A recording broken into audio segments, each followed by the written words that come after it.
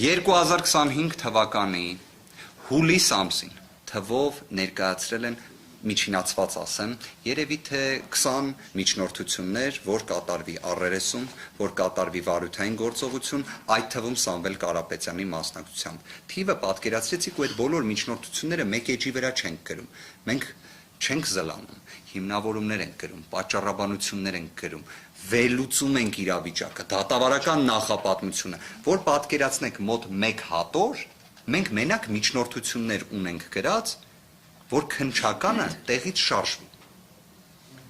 Ոչ մի նման գործողություն առերեսում եւ այլ չի կատարվում։ Կատեգորիկ այդ գործողությունը իրանք չեն անում, իսկ դատական նիստի ժամանակ էլ հա հիշեցի, քննիչի պատճառաբանությունները հիմնականում կայանում էր նրանում, ասում դե այդ մարդիկ ձեր օգտին են խոսալու, ես ինչի պետք է իրանց հարցնեմ։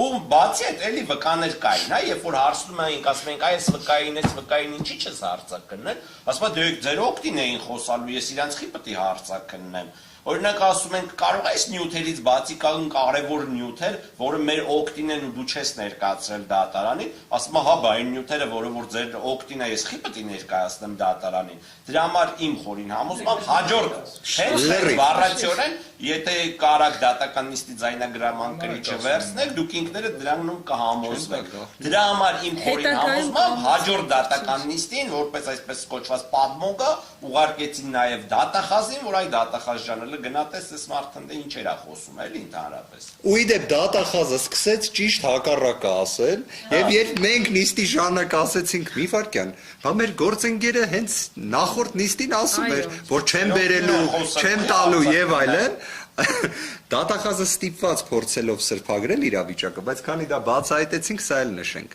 Դատարանը իր նախաձեռնությամբ խնդրեց, որ մեկ փաստաթուղթ, որը քննիչը ընդունեց, որ չի ներկայացրել, բայց ունի, դատարանը խնդրեց, որ այն բերվի եւ ներկայացվի դատարանին։ Ինչ արեց 53 քննիչներից բաղկացած քննչական խումբը։ Չբերեց։ Կարճ պարզաբանում անեմ, որ այս ամեն ինչը հստակեցվի։ Քննիչը պարտավոր է